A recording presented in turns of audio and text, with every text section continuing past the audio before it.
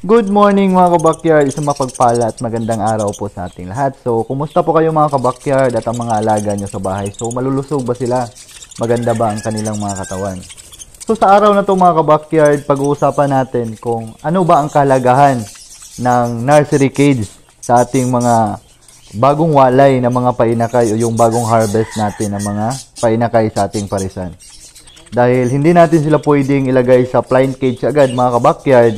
Dahil pag once naglagay tayo ng mga bagong walay sa ating plain cage, so ang mga kasama nila doon is mga adult na.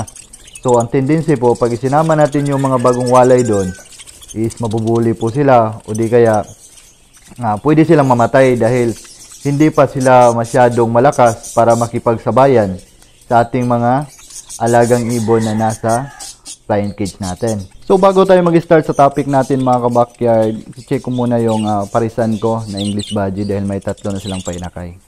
So ayan, malalaki na po ang inakay ng English Budgie ko. So mayroon po siyang tatlong kits ngayon na inaalagaan. So ito, isang yellow TCB at saka dalawang white TCB ang nasa loob po. At ito naman mga kabakyard ang aking mga hand feed ngayon na inalagaan dito sa aking munting backyard. So mayroon po akong dalawang cocktail, dalawang English Budgie at saka 6 na mga kits. So temporary ko muna silang inilagay sa aking patukaan mga kabakyard dahil nilinisan ko yung nest box nila at nilagyan ko ng kusot kaya dito muna sila. Saka ito naman yung update sa aking mga parisan mga kabakyard. So dito sila, aking bio na April back is nandoon na po yung hen sa loob. At saka dito naman sa kabila is ito yung mga painakay ko sa aking rainbow material na para kits. So 6 po sila ngayon.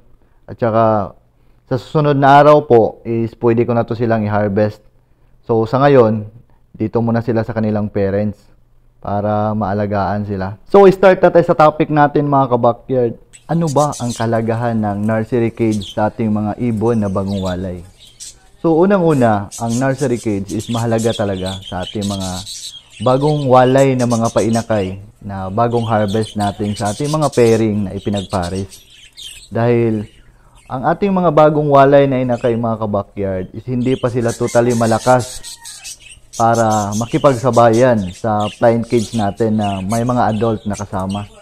So, ang ginagawa ko dito sa aking ibunan is pag once may bagong walay ako ng mga painakay, is dito ko agad sila inilagay sa aking plain cage.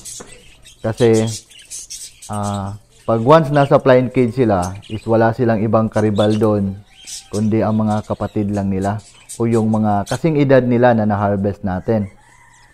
So, unang kagandahan pag once nasa nursery cage ang ating mga bagong walay na ibon is hindi sila mabubuli.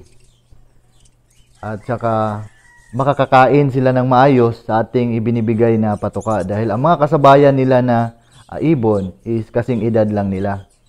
Pangalawa is doon nila unti-unting nasasanay ang kanilang lakas sa paglipad. At doon nila nadidevelop ang kanilang energy para lumakas sila. Dahil ang mga bagong walay natin ng mga painakay mga kabakyard is hindi pa yan totally na malakas. So dapat talaga doon natin sila ilagay sa nursery cage para doon sila magpapalakas. At saka pag once malakas na sila is pwede na natin silang isalang doon sa plain cage para makipagsabayan sa mga adult natin na ibon. So ilang buwan nga ba ako nagtatransfer ng ibon na nasa nursery cage going to plain cage. So, ang ginagawa ko dito sa aking ibunan mga kabakyard is nasa 3 months old ang ibon na nasa nursery cage bago ko siya ilipat sa plain cage. So, bakit nga ba ganun ang edad ng ibon pag once naglilipat ako mga kabakyard? So, sa ganun pong estado ng ibon is fully develop na po yung lakas niya at saka maganda na po yung katawan niya at saka ready na siya na makipagsabayan sa mga adult birds natin na nasa plain cage. Kaya ganun yung ginagawa ko mga kabakyard pag once may ibon ako na nasa nursery cage at kung nagpa-plan ako na ilipat ko na sa plain cage. Dahil pag ganun yung edad ng ibon nyo na naglilipat kayo sa plain cage is hindi na po sila mabubuli At saka kaya na po nilang makipagsabayan doon sa mga adult na nasa flying cage nyo. So, dito na magtatapos ang vlog ko mga ka-backyard. I hope may natutunan kayo sa topic natin ngayon kung gaano nga ba kahalaga ang nursery cage sa ating mga bagong walay na ibon. So, kung mayroon kayong mga pa-shoutout mga ka-backyard, comments, katanungan, so mag-iwan na kayo sa video na to dahil sasagutin ko yan. So, hanggang dito na lang yung video ko mga ka-backyard. God bless po sa ating lahat. Bye-bye!